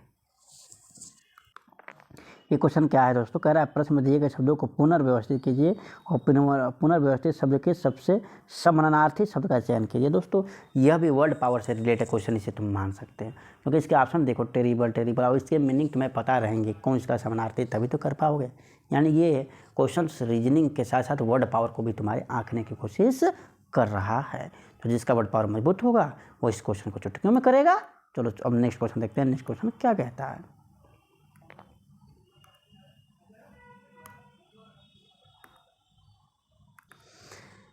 नेक्स्ट क्वेश्चन है दोस्तों, इसको थोड़ा अगर बड़ा में लिखे तो 55 है, यहाँ गैप किया है, फिर 120 है, फिर गैप किया है, फिर 4 है, फिर गैप किया है, फिर 25 है, फिर गैप किया है। सबसे अंत में तो बराबर का निशान रहेगा ही, इसलिए बराबर का निशान को तुम छोड़ दो। बाकी के 2 चिन्ह इसमें भरना है और प्राप्त करना है कि यहाँ पर 25 कैसे होगा। दोस्तों पहली बात दिमाग लगाओ, यहाँ 25 यानी इन दोनों से कम है, यानी यहाँ पर अगर मल्टीप्लाई का अगर चिन्ह आ जाएगा तो काम क्या हो जाएगा, गड़बड़ हो जाएगा, क्योंकि बड़ी हो जाएगा। यानी कहीं ना कहीं यहाँ पर मल्टीप्लाई आएगा तो काम हमारा क्या हो जाएगा, गड़बड़ हो जाएगा। तो पहले मल्टीप्लाई नहीं हो सकता, यानी इसमें पहले मल्टीप्लाई है, इसको हटा दो, ये नहीं हो सकता तुम्हारा ऑप्शन। अब क्या बचा, अब तुम्हारा बचा पहले, अब क्या तुम्हारा यहाँ पर मल्टीप्लाई हो सकता है, देखो इसमें भी मल्टीप्लाई कर दोगे तो भी तुम्हारा क्या हो जाएगा, काम गड़बड़ हो जाएगा। यानी इधर भी मल्टीप्लाई नहीं हो सकता, इधर भी मल्टीप्लाई नहीं हो सकता, नहीं हो सकता। यानी इधर इस तरह, इधर बराबर को तो हटाइए, तो बराबर यहाँ भी मल्टीप्लाई नहीं हो सकता और इधर भी मल्टीप्लाई नहीं हो सकता। बचा कौन, ये बचा, इसको मारकर चले आओ। ये है क्या दोस्तों, ये बचा है 55 और माइनस यहाँ लिखा है और यहाँ डिवीजन लिखा है। इसके करके हल उत्तर प्राप्त करो। तो देखो 120 में 4 से भाग करोगे तो चढ़ती आई 12 और यहाँ पर क्या बचेगा, 0 बचेगा। देखो चढ़ती आई 12, हाँ 0 बचेगा। और 55 यहाँ माइनस है, 55 में से 30 जाएगा क्या आएगा, 25। काफ़ी तरीका से दोस्तों उत्तर आ जाएगा। यानी क्वेश्चन को देखते ही तुम कैसे मारोगे, क्या ये बात समझ में आ रही है कि नहीं आ रही, हाँ आ रही है, तो मज़े से लाइक करो, सब्सक्राइब करो और चैनल को शेयर भी ज़रूर करो। फिर ग्राफ वाला क्वेश्चन दोस्तों, वही बात देखो क्वेश्चन क्या कह रहा है। 2007 की तुलना में 2009 में ब्रांड यक्स की टी शर्ट की ब्रेक में कितने % की कमी आई है। पहली बात, यक्स टी शर्ट कौन है, तो यक्स ये है, ये वाई है और ये जेड है। ये प्रीवियस वीडियो में मैंने इसका चिन्ह बताया था। तो 2007 को देखो, 2007 की तुलना में यक्स का पूछ रहा है, यानी इसका 2007 की तुलना में यक्स का 2009 की तुलना में 2009 देखो 2007 की तुलना में 2009 में टी शर्ट में कितने % की कमी है। देखो तुलना किसे कर रहा है, 2007 से, तो तुलना वाला क्या रहेगा, नीचे रहेगा, तुलना वाला नीचे आएगा। यक्स कितना है इसमें, 1000 तुम्हारा क्या है, 90 है, तो 1090। देखो किसी चीज़ को % में बदलने के लिए जिससे तुलना करते हैं उसे नीचे रखते हैं, जिसको बदलना है वो ऊपर रहता है, × 100, यही तो मैं बताया हूँ। तो तुलना क्या कर रहा है, तुलना 2007 से कर रहा है यक्स की वैल्यू में। तो यक्स की वैल्यू 2007 में 1090 है। 2009 में ब्रांड यक्स की टी शर्ट में बिक्री में कितने % की कमी को % में बदलना है। तो इसमें कितना था, 2009 में 920 था, 2007 में कितना था, तो 1090 था। तो कितने की कमी आई है, पहले देखो 90 में से 20 जाएगा 70 और इस 10 में से 9 जाएगा तुम्हारा 1, मैंने 170 की कमी आई है। यही 170% में पूछा है, मैंने जिसको भी % में बदलना है वो ऊपर और नीचे जिससे तुलना करना है गुणे 100। तो दोस्तों तुम्हारा आसानी से इसे 0 से 0 काट दोगे, ऊपर क्या हो जाएगा 1700 और बाटा क्या हो जाएगा 109। अब 109 को देखो सब लगभग एक ही पास है। तो 109 को तुम 7 तरीका से 109 को तुम 109 को तुम 110 समझ सकते हो कि नहीं समझ सकते हो। लेकिन याद रखना, एक की वृद्धि की हो तो उतरवा क्या होगा, थोड़ा सा छोटा आएगा इसके अपेक्षा, क्योंकि नीचे वृद्धि होता है, व्युत्क्रमानुपाती है, तो इसके अपेक्षा थोड़ा सा छोटा आएगा, लेकिन थोड़ा सा ही, क्योंकि कम ही जो है वृद्धि की हो। 0 से 0 कट कैंसिल हो जाएगा। अब क्या करोगे, 11 से इसमें भाग करो, तो 11 करें 11 और 6 0, 11 5 55 देखो थोड़ा सा ही अंतर आएगा, ज़्यादा नहीं। 11 5 55, अब यही 15 देखते ही मार दोगे उत्तर। क्या दोस्तों मज़ा आ रहा है कि नहीं? ऐसे ही करोगे वहाँ पर साल, तभी बेड़ा पार होगा, क्योंकि 109 किसके बराबर है? तो 110 के बराबर है, लगभग है ना बराबर। करो एक्स थोड़ा सा ही परिवर्तन होगा, ज़्यादा नहीं। आ गया तुम्हारा 15.9, और कोई 15.9 है ही नहीं। क्या दोस्तों मज़ा आ रहा है? मज़ा आ रहा है तो चैनल को सब्सक्राइब लाइक करो यार, शेयर करो, सिलेक्शन पाओ। दोस्तों नेक्स्ट क्वेश्चन दिया है दिशा निर्देश। निम्नलिखित आरेख का ध्यानपूर्वक अध्ययन कीजिए और बाद में दिए गए प्रश्नों का उत्तर दीजिए। यह दंड आरेख एक वर्ष में 5 अलग अलग ब्रांड द्वारा निर्मित और बेचे गए परफ्यूम की संख्या दिया है। दोस्तों अब देखो, ये ब्लू कलर वाला मैन्युफैक्चरिंग है, मैन्युफैक्चर्ड मतलब निर्मित, ब्लू वाला निर्मित है, याद रखना। ये ब्लू वाला क्या है? ये ब्लू वाला जो दिख रहा है ये निर्मित वाला है, निर्मित। और जो बचा है, ये तुम्हारा जो बचा है ये तुम्हारा बेचे गए संख्या बताया है, बेचे गए यानी सेलिंग की बात किया है। तो देखो ये निर्मित या बेचा गया, ये कंपनी ए है, ये कंपनी बी है, ये कंपनी सी है, ये कंपनी डी है, कंपनी ई है। एक साल में ए जो है 13 बनाता है और जो होता है 10 बेचता है, बी 15 बनाता है 7 बेचता है, मैंने इस प्रकार से है। और ये लाखों में है, मैंने ये 13 लाख, ये 10 लाख, 15 लाख, इस प्रकार से है। ये तुम्हारा क्या हुआ? फिगर। अब क्वेश्चन क्या कर रहा है? देखो क्वेश्चन 18 से लेकर 19 यानी 2 क्वेश्चन तुम्हारा इसी पर आधारित है। क्वेश्चन है दोस्तों कि ब्रांड बी और ब्रांड सी द्वारा निर्मित परफ्यूम की संख्या का अनुपात कितना है। यानी निर्मित कह रहा है मैन्युफैक्चर, जो ब्रांड बी का दिया है और ब्रांड सी का दिया है, उन दोनों के जो मैन्युफैक्चर था उन्हीं का अनुपात तो पूछ रहा है। तो बी और सी का मैन्युफैक्चर कितना है उसमें देख लो, अनुपात ज्ञात कर लो। आगे देखो, सभी ब्रांड द्वारा एक साथ बेचे गए परफ्यूम का औसत संख्या कितना होगा। मैंने जितना सेलिंग प्राइस है सभी का, सबको जोड़ दो और उसमें जितनी नंबर आप कंपनी है, 5 कंपनी है, 5 से भाग कर दो, वो तुम्हारा क्या होगा? उत्तर होगा। तो चलो फिगर निकालते हैं और इसका देखते हैं। देखो ब्रांड बी और सी द्वारा निर्मित परफ्यूमों की संख्या का अनुपात क्या होगा और सभी बेचे गए परफ्यूमों की औसत क्या होगी, उसको फिगर के द्वारा सॉल्व करते हैं। अब देखो कंपनी बी और सी के बेचे गए नहीं मैन्युफैक्चर का, तो कंपनी बी का मैन्युफैक्चर 15 था और कंपनी सी का मैन्युफैक्चर 27 था। तो 15 संबंधे 27 का मान ज्ञात, तो क्या होगा? संबंधे का मतलब बटा होता है। देखो ये भी 3 से कटेगा और 27 भी 3 से कटेगा, तो 3 5 15 और 3 27, यानी तुम्हारा क्या हो जाएगा? 5 संबंधे 9, तुम्हारा क्या होगा? उत्तर होगा लाख। अब इसमें भी लाख है, इसमें भी लाख, लाख लाख कट जाएगा ना अनुपात में। ठीक है दोस्तों, यानी पहले तुम्हारा 18 नंबर क्वेश्चन का उत्तर तुम्हारा होगा 5 संबंधे 9। अगला क्या कहा कि बेचे गए कुल कंपनियों, जो तीनों कंपनियां हैं इसके बेचने पर जो औसत क्या होगा, औसत पूछ रहा है। तो सबको जोड़ दो, यानी 10 बेचे गए। पहले में 10 है, बी में जो है 7 बेचा गया, सी में जो है 23 बेचा गया, इसमें 15 बेचा गया और अगले में क्या इतना बेचा गया? 28 बेचा गया है। अब बटा 5 कर दो, ये तुम्हारा उत्तर होगा। देखो 10 7 17 और 23 40 और 15 55 और 28 जोड़ना है। तो पहले देखो 55 और 20 समझो, कितना हो गया तुम्हारा? 50 और 20 समझो 70 और 8 5 13, यानी 70 और 13 कितना होता है दोस्तों? 83/5 तुम्हारा उत्तर होगा। इसमें भाग करोगे तो 5 एकम 5, 5 छक्का 30, फिर 5 छक्का 30, यानी 16.6 तुम्हारा लगभग दूसरा का उत्तर। पहला क्या उत्तर क्या आया तुम्हारे? पहले का उत्तर क्या आया था दोस्तों? 5 संबंधे 9। तो चलो उत्तर मिला लेते हैं एक बार। देखो दोस्तों यहाँ पर 5 संबंधे 9 आ गया है और इसका 16 कुछ हम लोग 5 से 16.6 निकाला था। सभी ब्रांड द्वारा बेचे गए परफ्यूम की औसत संख्या ज्ञात कीजिए लाख में। दोस्तों कहीं कुछ गड़बड़ हो गया होगा, यानी इस तरीका से तुम्हारा ये भी क्वेश्चन तुम्हारा सॉल्व हो गया। नेक्स्ट क्वेश्चन देखते हैं दोस्तों। नेक्स्ट क्वेश्चन है दोस्तों, यदि दी गई दर्पण के छायांकित रेखा पर, दोस्तों दर्पण इमेज हम तुम्हें जल इमेज बताए थे जो ऊपर से नीचे की तरफ बताए थे, और एक दर्पण इमेज जो दाएं से बाएं बनता है या बाएं का दाएं बनता है दोस्तों बताए थे।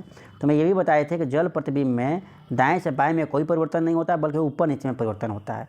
लेकिन दर्पण प्रतिबिंब जो सामने रखी जाती है उसमें ऊपर नीचे कोई चेंजिंग नहीं होती है, यानी ऊपर और नीचे नो चेंज होता है। क्या होता है? No change. लेकिन दाएं और बाएं में क्या हो जाता है? चेंजिंग हो जाता है, यानी दायां बायां चला जाता है, बाएं दाएं चला जाता है। यानी देखो ऊपर नीचे कोई चेंजिंग नहीं होती। यानी सबसे पहले यहाँ पर फिगर किसका बनेगा, पहले यहाँ देखो सबसे पहले ये दायां कहाँ चला जाएगा, बायां, यानी क्यू किधर चला जाएगा, इधर। यानी सबसे पहले क्यू दिखेगा तुम्हें, और क्यू दिखेगा वो भी दायां बायां पलट कर ही दिखेगा। दायां बायां पलट कर दिखेगा, यानी किस तरीके से दिखेगा तुम्हारा, इस तरीके से। पहले तो ये सबसे बाद में है दाहिने, तो ये सीधे बायां चला जाएगा। और तुम्हारा फिगर कैसे बनेगा दोस्तों, और ये खुद में भी ऊपर नीचे चेंज नहीं होगा, लेकिन दाएं बाएं में चेंजिंग हो जाएगा, यानी इस तरीके से हो जाएगा। अब चारों ऑप्शन देखो, ठीक है दोस्तों। तो ये हमारा क्या हो जाएगा यहाँ पर, इस प्रकार से, मैंने क्या बताया, इस प्रकार से हमारा ऐसे हो जाएगा। देखो कौन है पहला, ये है, इसे मार दोगे। और 2 ऑप्शन देख लो, उसमें भी अगर पहले ये नहीं आया होगा, देखो दिखा लेते हैं पहला।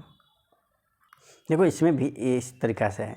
तो अब देखो 2 ऑप्शन में है और इस ऑप्शन में ऐसा नहीं है, तो 2 ऑप्शन तो ऐसे चेंज हो गया। इस ऑप्शन को और उस ऑप्शन को देखोगे कि जो ऑप्शन जो है इसमें क्या क्या मिला है, जो मिल रहा है उसको छोड़ दोगे, और जो नहीं मिल रहा है उसको इसमें देख लोगे कि कौन सा है जो इसका फिगर इसमें नहीं बनेगा। इस तरीक़े से तुम इसको क्या कर लोगे, सॉल्व कर लोगे। चलो दोस्तों, आज के लिए इतना ही। दोस्तों हम फिर अगले वीडियो में आपको नेक्स्ट जो 20 क्वेश्चन को सॉल्व कराएंगे, और ऐसे ही आपको हकीकत ज्ञान के द्वारा कैसे हम क्वेश्चन को वहाँ पर टैकल करेंगे और हकीकत ज्ञान के द्वारा सॉल्व करेंगे, यह चीज़ आपको इन वीडियो में देखने के लिए मिलेगी। दोस्तों इस वीडियो को लगातार देखने के लिए और एग्ज़ाम में सिलेक्शन पाने के लिए, विदिन मिनट क्वेश्चन को सॉल्व करने के लिए आप इस चैनल को सब्सक्राइब अवश्य करें। तब तक के लिए दोस्तों धन्यवाद, नमस्कार।